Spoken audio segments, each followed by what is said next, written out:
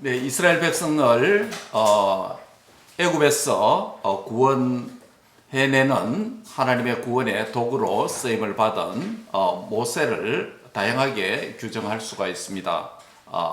우리는 모세를 몇 가지로 규정했습니다. 첫째는 모세는 물과 관련된 인물이다. 물과 관련된 캐릭터라는 점을 출애굽기가 잘 보여주고 있죠. 모세가 물과 관련된 캐릭터라고 할 때 첫 번째 만나는 물은 모세가 출생해서 애굽의 바로 왕이 이스라엘의 남자아이가 태어나면 애굽 강물에 다 빠뜨려 죽이라고 명령했기 때문에 바로 모세 어머니가 출산하고 몇 개월 있다가 무슨 나무로요?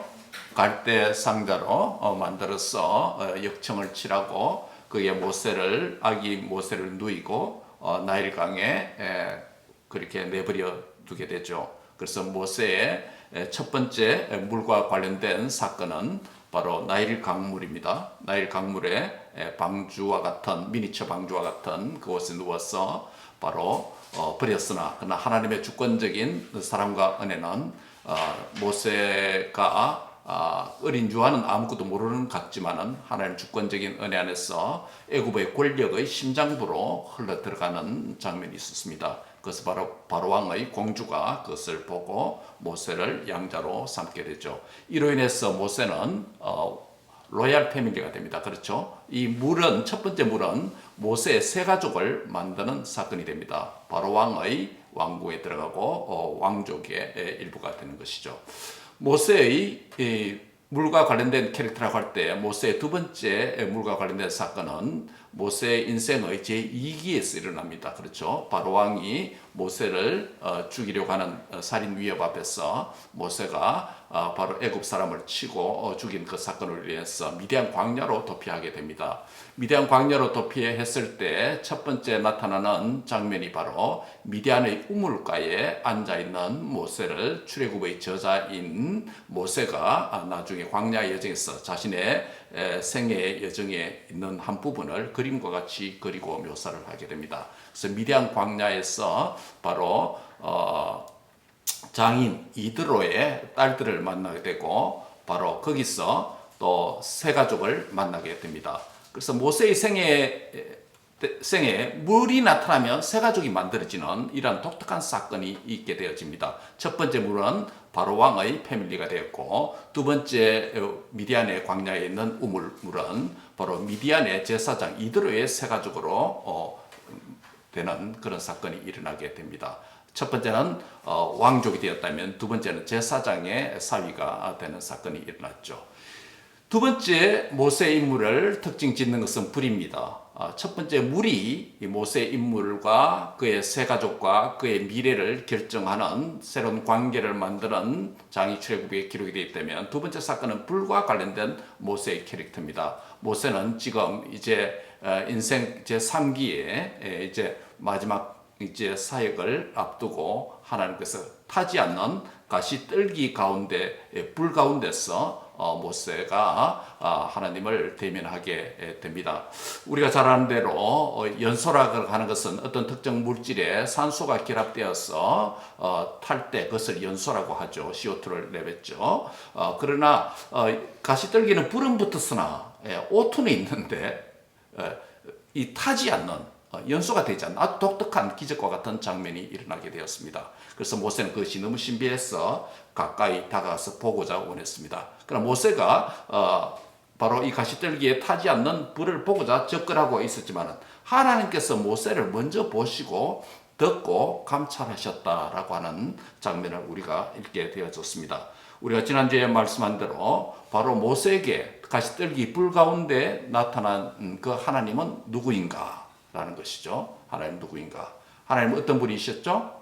하나님은 재창조주였다. 모세를 새롭게 재창조하는 그런 분으로 여호와의 사자라는 이름으로 그렇게 나타났습니다. 오늘 우리는 동일한 본문을 가지고 이제 두 번째 부분으로서 하나님은 나를 변화시키는 거룩한 성소가 되신다라는 말씀을 상고하고자 합니다. 지난주에는 재창조의 인격인, 재창조의 주체인 하나님이 누구신가라는 점에 포인트를 맞추었다면, 오늘은 바로 재창조주가 나타나신 그 공간적인 장소에 초점을 맞추고자 합니다. 오늘 본문에 보면 가시떨기 불꽃이 있는 곳은 지리적으로는 어디입니까? 호렙산이죠. 지리적으로는 호렙산입니다. 그렇죠? 호렙산입니다. 출애굽기 3장 5절에 보면 거룩한 땅이다, the holy ground라고 그렇게 묘사되고 있습니다. 여기서 거룩한 땅은 지리적으로 앞서 말씀드린 대로 호렙산 또는 신의 산으로 불려지기도 합니다. 하나님이 임재의 관점에서 생각할 때 그곳은 가시떨기 불꽃 가운데 나타난 거룩한 하나님의 성소가 되는 것입니다. 오늘 보면 출애굽기 3장에서 하나님의 거룩한 임재가 볼 수 있는 모습으로, 가시떨기라고 하는 타지 않는 그 불꽃, 이 visible 폼으로 나타나고, 또 하나님의 음성이 들리니까 audible 폼으로 하나님의 임재가 나타납니다.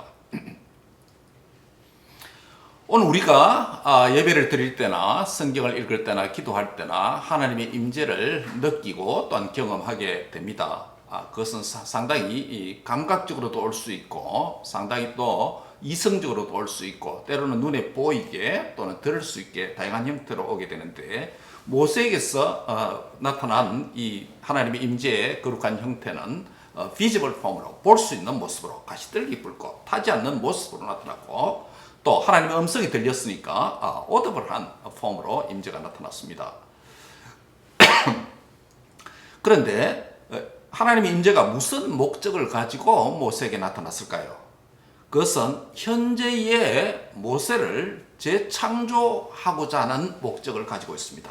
현재의 모세를 재창조했다. 모세의 인생 1기 때에 그는 관원과 재판장, 즉 왕과 다스리는 자와 사람을 재판할 수 있는 그런 자격을, 그런 습관이 왕궁 생활하면서 은연히 몸에 배어 있었습니다. 그래서 바로 동족 이스라엘이 서로 싸울 때 모세가 한쪽을 가타 부타 이런 판단을 하게 되어졌죠. 그럴 때 누가 너를 우리의 관원과 다스리는 자와 재판으로 삼았느냐라고 이렇게 바로 질타를 받는 것이죠. 모세는 왕궁에서 자랐기 때문에 또 스스로 재판하고 다스리는 어떤 그런 자아상을 가지고 있었습니다. 그러나 하나님은 그러한 때에 모세를, 이스라엘 백성을 구원한 자로 쓰지 않았습니다. 그러나 이제 때가 되어서 하나님은 모세가 가지고 있던 이미 내가 내 몸에 배어 있는 애굽에서 교육과 훈련을 통해서, 그리고 자아의 의지와 다듬어진 그의 인격을 통해서 무엇을 해보려고 할 때 하나님은 쓰지 않았고, 이제 가시떨기 불 가운데서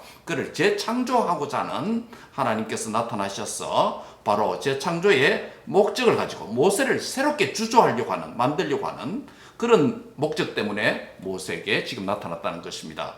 뿐만 아니라 모세 개인을 재창조한 이후에 미래에는 이스라엘 공동체, 애굽에 있는 이스라엘 공동체를 구원하려고 하는, 이스라엘을 재창조하려고 하는 하나님의 구원을 목적을 두고 지금 하나님의 임재가 가시떨기 불꽃 가운데 모세에게 나타났다는 것입니다. 이러한 하나님의 거룩한 목적과 거룩한 임재 때문에 모세가 써 있는 땅은 비록 가시떨기가 있는 척박한 광야의 땅이지만 거기에 거룩하신 하나님이 임재하셨기 때문에 그곳을 다른 장소와 구별되어서 뭐라고 불리어집니까? 거룩한 땅이다. 다른 말로 하면 성소, holy place, holy ground라고 하는 표현을 사용하게 됩니다. 거룩하다는 것은 다른 것과, 다른 사물과, 다른 인격과, 다른 존재와 구별된 것을 일컬을 때 거룩하다라는 표현을 씁니다. 물론 그것은 하나님의 성품이죠. 그렇다면 이 장소가 영원히 거룩한 장소가 될 수 있겠습니까? 영원히 거룩한 장소가 될 수 있습니까? 오늘 현대인들이, 현대 그리스도인들이 또는 현대 성경을, 구약 성경을 경전으로 삼고 있는 종교들마다, 이슬람이나 유대인이나 바로 이스라엘 땅을, 팔레스틴 땅을 여전히 성지로, 거룩한 장소로 인식하는, 또 여기는 그런 경향이 있습니다. 그러나 하나님의 임재가 나타났던 그리고 하나님의 특별한 목적을 가지고 나타났던 그 장소가, 지리적 장소가 영원히 성지가 되는 것은 아닙니다. 성경은 그 성지라고 가르치지 않습니다. 그래서 제가 늘 말씀드린 대로 우리 목사님들이 좀 더 정직할 필요가 있다. 성지 순례라는 표현을 쓰는 것보다 성경 지리 탐방이다, 이스라엘 관광이다, 더 정직하게 표현을 사용할 필요가 있습니다. 그와 마찬가지로 바로 호렙산이 하나님께서 일시적으로 모세를 재창조하고 이스라엘을 구원하기 위한 모세를 부르는 특별한 구별된 목적을 가지고 그 장소에 임재해 계시는 그 시간 동안에만 하나님 자신의 거룩을 그곳에 임파트, 거룩을 분여하시는 시간이기 때문에 그곳이 일시적으로 거룩한 장소가 되는 것입니다. 지금도 우리가 가시떨기 나무가 있었던 곳이 어딘지 뭐 여러 가지 관광 목적으로 여기가 그곳이다, 여기가 그곳이다, 뭐 논란이 많이 될 수 있겠죠. 그래서 그곳을 성지화한다, 또 성소화한다, 거룩한 장소다, 이렇게 말하면 아주 무지한 것입니다. 바로 특별한 목적을 가지고 하나님께서 한시적으로 자신을 임재하셨던 그 장소가 다른 장소와 구별되어 사용되었기 때문에 한때 거룩한 장소였습니다. 그 임재의 장소 호렙산은 마침내 모세를 위한 재창조의 장소가 되어지고 있습니다. 여기서 우리가 성전의 역사를 잠시 살펴볼 필요가 있습니다. 지상에 하나님의 임재를 나타내시기 위해서 하나님 자신이 규정하신 특별 건축물이 있습니다. 그것을 우리가 뭐라고 부릅니까? 예, 성전이다. 그 다음 광야시대네요. 성막이다라고 부릅니다. 예. 광야시대는 성막을 통해서 하나님 임재가 있고 그곳에서 이스라엘 백성들이 하나님과 교제하고 예배했습니다. 그 다음에 광야시대가 마치게 되어지면 팔레스틴에 여호수아 때 정착하고 솔로몬 왕정기 솔로몬 때 와서 무슨 성전을 짓죠? 솔로몬 성전 또는 예루살렘 성전을 건축하게 됩니다.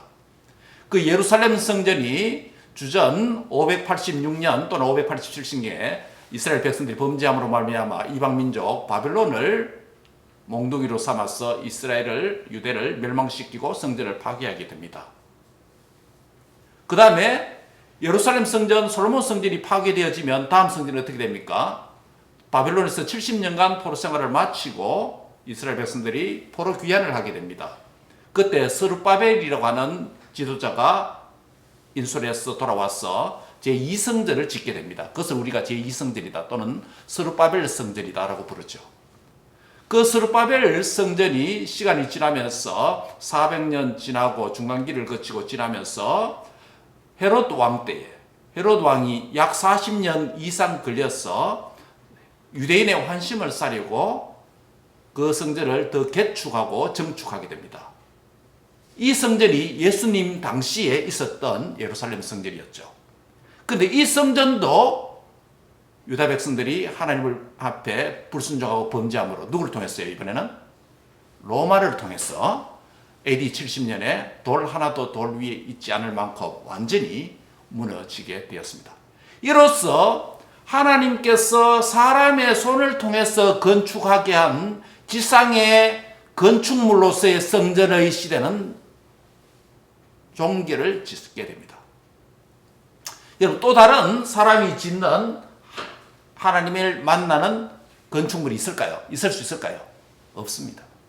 이제는 건물의 빌딩 성전 시대는 끝나고 바로 예수님의 인격 성전, 예수님의 몸 성전 시대로 돌아옵니다.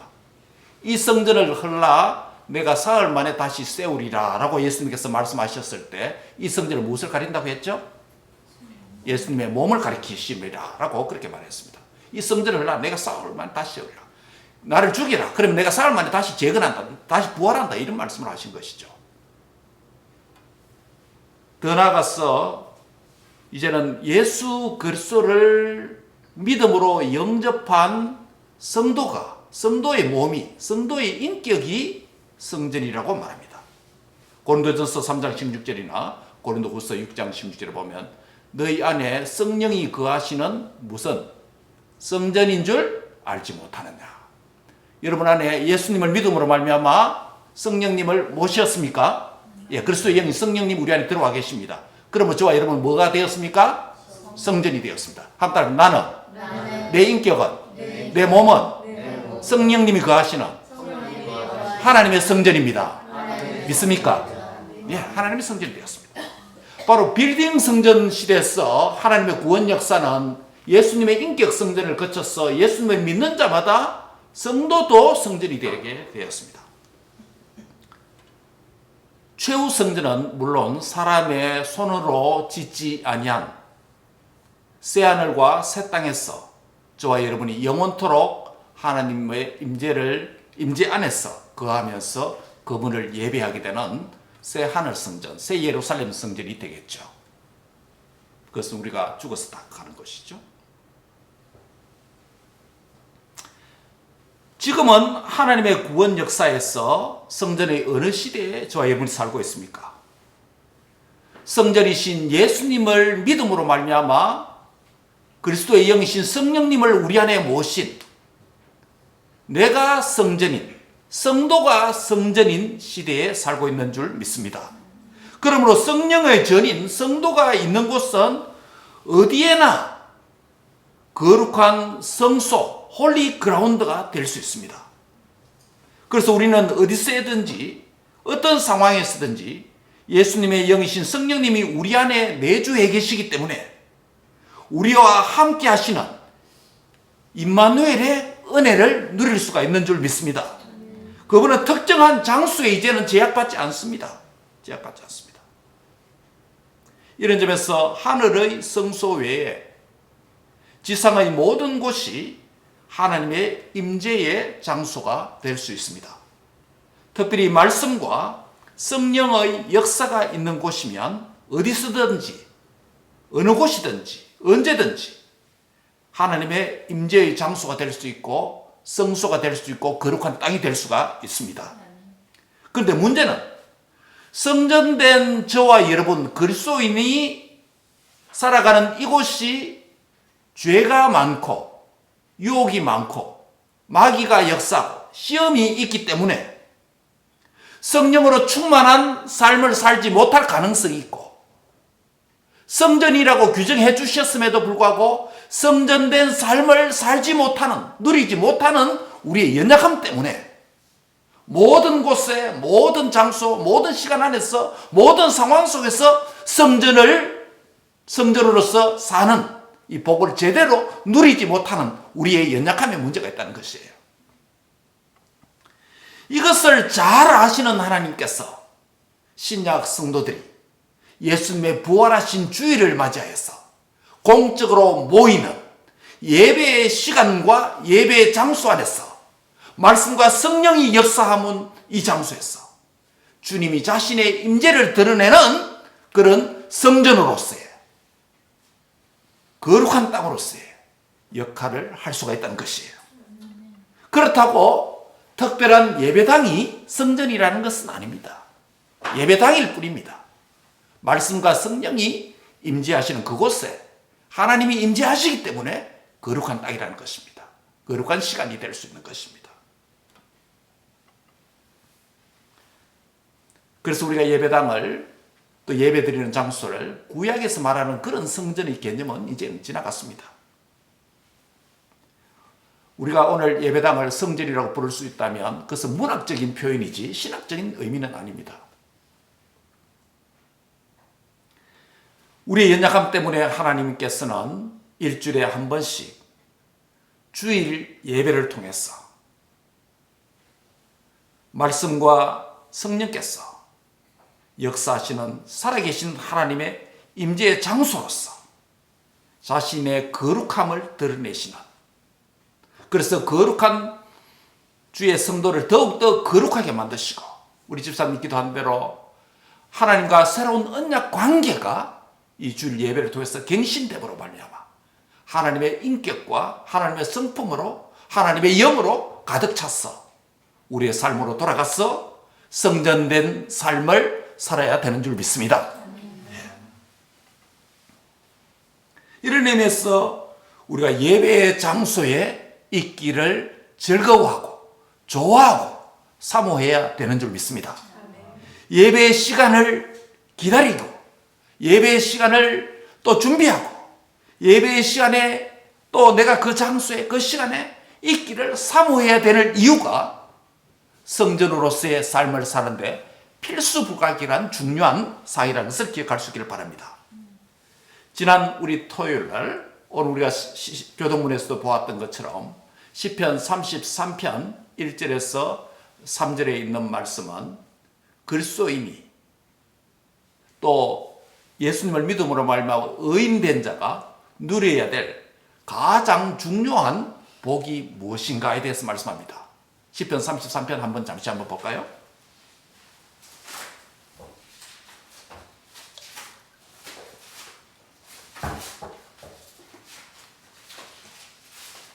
여러분 시편은 몇 개의 시편으로 되어 있죠? 150개의 시편으로 되어 있습니다. 원래 이게 한 권의 책이 아닙니다. 이스라엘의 역사 안에서 150개 이상의 시들이 많이 있었습니다.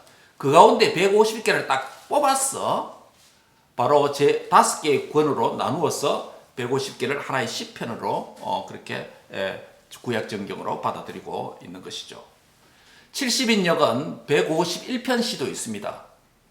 그 다윗과 골리앗이 싸우는 장면이 151편으로 있습니다. 그러나 151편은 우리가 정경으로 채택하지 않았습니다. 외경에 있습니다. 외경에 있습니다. 다시 이 말은 뭐냐면 150개의 시만 있는 게 아니라 이스라엘 역사에서 많은 시들이 있었습니다. 그런데 150개만 은하시지마서 하나님의 정경의 말씀으로 채택되어졌습니다. 그런데 이 150개의 시편 가운데 시편 1편이 또 2편이 시편이 서론입니다.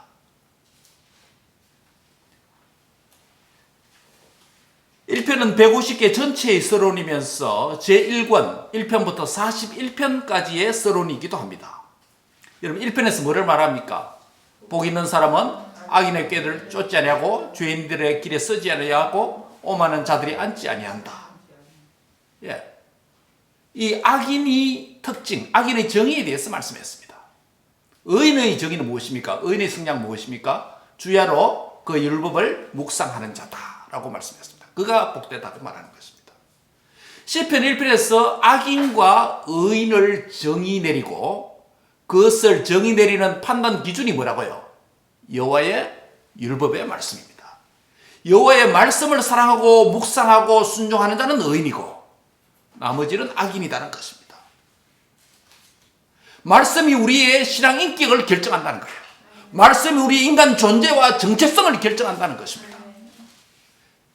인간을 성별로 남녀라고 나누기도 합니다. 인간을 피부 색깔별로 나눌 수도 있습니다. 사회학적으로 빈부로 나눌 수도 있습니다. 지리적으로 대륙별로 나눌 수 있습니다. 성경은 인간을 어떻게 양분합니까? 여호와의 율법을 묵상하는 자, 하나님의 말씀을 사랑하는 자, 하나님의 말씀을 믿고 지키는 자, 그를 의인이라고 부르고 그 반대들을 악인이라고 분류합니다. 바로 시편에서 1편에서 의인과 악인의 구도가 나눠진 이후에 시편은 계속해서 이 의인과 악인의 구도 속에서 진행됩니다. 그래서 시편의 초반부에 보면 이 악인들 때문에 의인이 탄식하고 괴로워합니다. 그래서 앞부분에 무슨 시가 많다 그랬죠? 탄식 시가 많은 거예요. 그러나 시편 뒷부분으로 가면 무슨 시가 많아집니까? 찬양 시가 많아집니다. 제 4권과 5권에 보면 할렐루야 시편들이 막 쏟아집니다. 할렐루야로 시작하는 시가 있는가 하면 할렐루야로 끝나는 시편이 있고 할렐루야를 앞에 시작하고 뒤에 있는 게 있고 중간에 있는 것도 있습니다. 찬양 시가 감사 시가 막 쏟아집니다.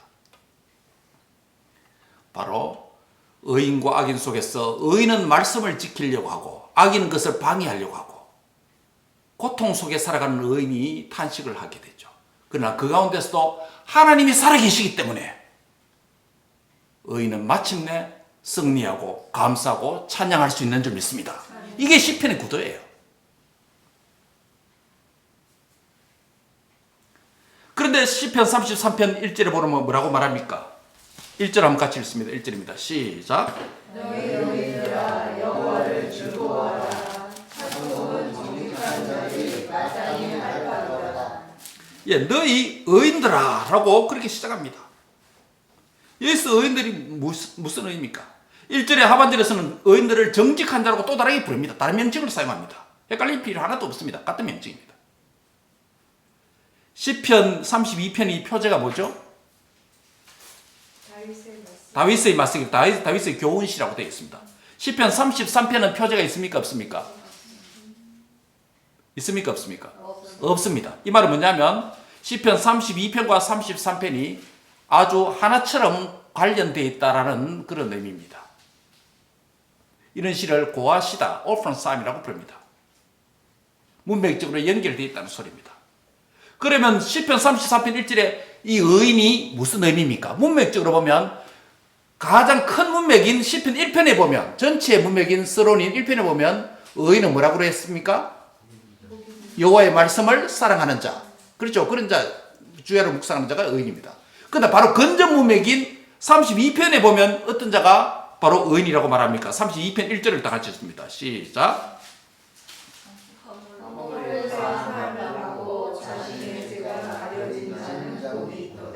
예, 허물의 사함을 받고 자신의 죄가 가려진 자는 뭐가 있다? 복이 있다. 시편 1편에도 바로 복된 자가 뭐라 그랬죠? 복된 자 의인이 여호와의 말씀을 묵상하는 자가 복이 있다고 그랬죠. 죄와 허물이 무슨 차이라고 그랬죠? 지난 토요일에? 죄는 하나님의 율법의 말씀을 불순종한 것이 죄입니다. 허물은 뭐죠? 그 결과로 하나님을 반역하고 대적하는 상황, 관계가 된 그것을 허물이라고 말합니다. 이 허물은 무엇 때문에 왔습니까? 그러면 결국 죄로, 말씀 불순한 죄 때문에 허물이 왔습니다. 그래서 구약과 신약은 항상 허물과 죄가 같이 붙어 나타납니다. 그런데 오늘 본문에 시편 34편에 너희 누구더라? 의인들아. 너희 의인들아라고 말합니다. 이 의인이 뭡니까? 각 건전 문맥이 32편 1절에 보면 허물의 사함을 받고 자신이 뭐가요? 죄가 가려지죠. 즉 죄와 허물이 하나님으로부터 사함을 받고 용서함을 받은 자가 곧 뭐다? 33편 1절에서 너희 의인들아 라고 부르는 것이에요. 여러분, 우리의 허물과 죄가 주님의 피로 말미암아 씻음을 받은 자가 의인인 줄 믿습니다. 저 여러분, 예수님 믿음으로 말미암아 의인된 줄 믿습니다. 전에는 죄인이었고 악인이었고 말씀을 불순종하는 악인이었지만 시편 1편이 1절에 말한 대로 바로 죄인의 길에 쓰지 않고 오만한 자리에 앉지 않고 이제는 여호와의 율법을 사랑하고 믿고 말씀을 묵상하고 순종하는 그런 의인이 되어 줄 믿습니다. 이러한 자를 복된 자다라고 시편 1편이 말하는 것이에요. 그런데 34편 1절에서 너희 의인들아 뭘 하라? 여호와를 즐거워하라. 그리고 찬송은 의인들, 정직한 자들이 마땅히 할 바다. 12절에는 어떻게 구체적으로? 수금으로 여호와께 감사하고 10줄 비파로 악기로 주님을 찬송하라라고 말합니다. 3절에서는 뭐로? 새 노래로. 여기서 새 노래 노래하는 것은 뭐냐면 지금 최근에 작곡되고 작사된 막 음반에 발표된 이런 노래를 새 곡이라고 말하지 않습니다. 성경에서 구약과 신약 성경에서 새 노래라는 정의는 뭐냐면 9번 나타나는데 모두가 뭐냐면 구원받은 백성들이 구원자 하나님을 부르는 노래가 새 노래예요. 뉴송이에요. 새로 만들어졌기 때문에 최근에 이 노래가 발표됐기 때문에 새 노래가 아닌 뉴송이 아니에요. 성경에서 9번 나눈 이사야서와 시편과 요한계시록이라는 이 새 노래의 정의는 뭐냐면 구원받은 성도가 구원자 하나님의 구원을 노래할 때에 그 노래를 새 노래라고 부르는 것입니다. 그럼 이렇게 됩니다. 시편 33편 1절에 너희 의인들아 여호와를 찬송하고 여호와를 즐거워하라고 말합니다. 구체적으로 악기로 찬양할 뿐만 아니라 너희 목소리로 새 노래를 찬양하라는 것입니다. 다 무슨 용어예요? 예배적 용어예요. 즉 구원받은 의인, 즉 허물의 사함을 받고 그 죄가 가리워진 자, 죄와 허물의 문제가 해결된 자는 의인이라고 부르는데 그 의인이 할 바는 마땅히 해야 될 바는 뭐라고요? 찬송, 예배라는 것이에요. 의인의 특권, 의인이 누릴 복은 뭐다? 예배라는 말씀이에요. 성도가 마땅히 할 바라는 거예요.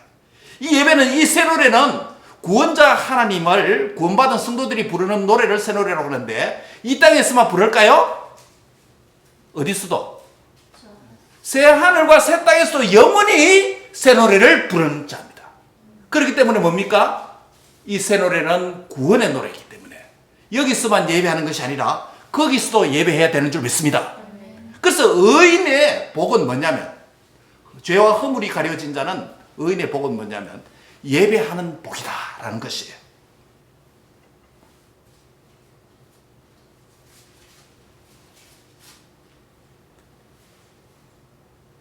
예배는 하나님의 놀라운 임재 안으로 들어가는 시간입니다.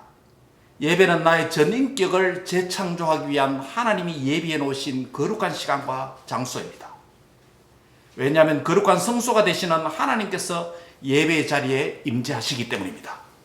내가 참여하는 예배의 자리와 내가 참여하는 예배의 시간은 하나님이 찾아오는 시간입니다. 하나님을 만나는 시간입니다. 나의 변화와 재창조를 위한 하나님의 성소가 내 안에 나타나고 역사하는 시간인 줄 믿습니다.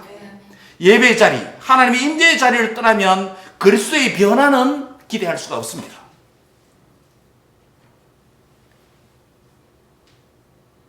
이윤주 자매의 간증을 소개하려고 합니다. 이렇게 간증합니다. 영국에서 언니를 만난 것은 하나님의 섭리였습니다. 언니는 영국 유명 발레단에 속해 있던 발레리나였는데, 그리고 언니는 신실한 크리스찬이었습니다. 언니 따라 이윤주 자매도 런던의 한 교회에 나가게 되었습니다. 영국까지 와서 교회에 가야 하나, 잠시 갈등이 생겨서 밖에 나가서 담배를 같이 피웠습니다. 그리고 다시 언니 눈높이에서 예배당에 들어왔습니다. 마침내 예배당 의자에 삐딱하게 앉아서 찬양을 근성으로 부르는 순간 도저히 이해할 수 없는 눈물이 걷잡을 수 없이 쏟아졌다고 합니다. 마음 안으로 타오르는 화염 같은 눈물이 흘렀고, 분노와 슬픔으로 뒤범벅이 된 몸과 자신의 마음을 쓸고 닦고 깨끗하게 하는 눈물이었다고 고백합니다. 그녀는 다시 교회를 찾게 됩니다. 어김없이 눈물이 그녀의 볼을 타고 흘렀습니다. 그녀는 분명히 느낄 수 있었습니다. 자신 안에 서서히 차오르는 따뜻함, 마음을 울리는 음성, 지으신 그대로 회복시키는 창조주의 목소리가 들렸다는 것입니다. 그 목소리가 다름이 아니라, 윤주야, 내가 너를 사랑한다. 성경을 읽기 시작합니다. 담배와 술을 끊고 클럽과 파티로 향하던 발걸음을 끊었습니다. 피어싱을 빼고 타투를 지웠습니다. 이런 것들을 폐하니 자살의 충동과 죽음의 갈망이 그녀의 일상에서 점점 사라져버렸다고 합니다. 예배의 감격에서, 예배 가운데 임재하시는 하나님의 역사가 그녀를 완전히 새로운 피조물로 만든 것입니다. 교회와 예배의 자리에 특별한 하나님의 말씀과 성령의 역사 때문에 하나님의 임재의 장소가 되는 것입니다. 예배 가운데 임재하시는 하나님을 만나서 내 삶과 인격이 변화되는 은혜가 있기를 바랍니다. 나를 향한 하나님의 재창조의 축복이 함께 하시길 바랍니다. 무엇보다 세상 것으로 가득 찬 우리의 마음이 근본적으로 말씀과 성령으로 변화되어야 됩니다. 오늘도 이를 위해서 저와 여러분을 이곳으로 예배의 자리에, 예배의 시간에 있게 만드신 하나님의 섬세한 손길이 있는 줄 믿습니다. 본능적으로 우리의 마음은 이 세대를 본받고자 합니다. 이것이 육신의 소욕입니다. 말씀과 성령으로 충만하여서 육신의 소욕을 이기고 성령의 소욕이 우리의 인격과 우리의 삶을 이끌어가고 주관해가는 그런 역사가 있기를 바랍니다. 예배의 자리, 예배의 시간. 모세가 호렙산 가시떨기에서 타지 않는 불꽃 가운데 들려오는 그 하나님의 음성이, 모세가 선 그곳이 일시적으로 거룩한 땅이 되었어. 그를 새로운 피조물로, 과거에는 자신이 스스로 다스리는 자와 재판관으로 인식할 만큼 동족을 판단하고 내가 이제 됐다라고 생각할 때 하나님은 쓰지 아니하고 그의 인생 말기에 아무것도 할 수 없는 그 순간에 하나님의 놀라운 임재를 통해서 하나님을 만나서 재창조됨으로 말미암아 그가 자기 백성을 애굽에서 건져낼 수 있는 귀한 사명의 자리로 갈 수 있었던 것입니다. 나의 변화는 하나님의 임재 안에 있어야 가능합니다. 나의 변화는 하나님의 임재를 만나야 가능합니다. 내가 성전이기 때문에 어디서든지 임재를 경험할 수 있습니다. 그러나 우리가 연약하고 죄악이 가득하고 마귀의 시험과 역사이기 때문에 특별히 구별된 예배의 시간, 예배의 장소가 하나님의 임재를 경험할 수 있는 우리에게 하나님께서 주신 지상에 사는 날 동안 누릴 수 있는 하나님의 은혜의 축복인 줄 믿습니다. 이 예배를 사모하고 예배를 깊이 있게 드리고 예배를 통해서 하나님의 거룩을 만남으로 말미암아 내 자신이 그 거룩과 1:1로 직면하는 복된 은혜가 여러분 예배 드리는 이 생애 동안에 중단되지 않고 계속되는 은혜가 있기를 바랍니다. 예배 한번 바로 드림으로 내가 변화되고 예배 한번 내가 잘못 드림으로 내 육신의 소욕이 그대로 있어서 사명을 감당하지 못하고 살아갈 수도 있습니다. 이은주 자매의 고백처럼 자신은 삐딱하게 자신은 방황하고 하나님을 부인하는 그런 삶을 살았을지라도 모세가 하나님의 기이한 모습을 보고자 다가갔지만은 모세를 먼저 하나님이 보셨다라고 하는 것처럼 이은주 자매가 자신의 의지적으로 사모해서 가지는 않았을지라도 그 다가오는 그 자매를 하나님께서 먼저 보시고 하나님 임재를 드러내서 그런 자매도 변화시켜 했었던 것처럼 오늘 우리의 연약함과 육신의 소욕과 세상에서 땅만 바라보고 살아가는 우리들에게 하나님은 하늘을 바라보게 하시고 하늘의 음성을 듣게 하시고 당신의 거룩한 임재를 임파팅 우리에게 분명해 주시기 위한 당신의 거룩한 임재를 드러내는 오늘 이 예배 자리에 부름을 받은 저와 여러분이 하나님의 새 사람으로 변화되었어 이저것은 지나가고 보라 새것이 된 피조물로서 내 자신이 변화되고 세상을 변화시키는 하나님의 사람들이 되시기를 주의 이름으로 축원합니다. 기도하겠습니다. 거룩하신 하나님 감사합니다. 우리 자신에게는 소망이 없습니다. 우리 자식에게는 아무런 능력이 없습니다. 하나님에게만 소망이 있습니다. 하나님에게만 은혜가 있습니다. 하나님이 오늘도 우리에게 임재하여 주시지 아니하시면 우리는 사람의 냄새만 풍기다가 흩어지는 사회적인 모임밖에 되지 않습니다. 예배의 시간마다 주일마다 예배의 시간과 장소에 온라인으로 오프라인으로 모일 때마다 말씀과 성령님이 역사하여 주심으로 하나님은 당신의 거룩함을 임파팅 해주시는 이 자리에 주님의 거룩을 만나고 주님의 임재 안에 거하는 놀라운 우리 자신을 볼 수 있도록 역사해 주시옵소서. 이 임재가 우리의 연약함으로 세상이 악함으로 마귀 역사 때문에 이 임재가 약화되지 않도록 하나님 우리를 붙잡아 주시옵소서. 성령으로 충만케 하여 주옵소서. 말씀으로 넘쳐나게 해 주옵소서. 말씀을 깊이 있게 깨닫게 하여 주옵소서. 주님과 1:1로 당신의 거룩과 1:1로 대면하는 날마다 성소 깊은 부분까지 들어갈 수 있는 그런 은혜를 누리게 하여 주옵소서. 감사하고 예수님의 이름으로 기도하옵나이다. 아멘.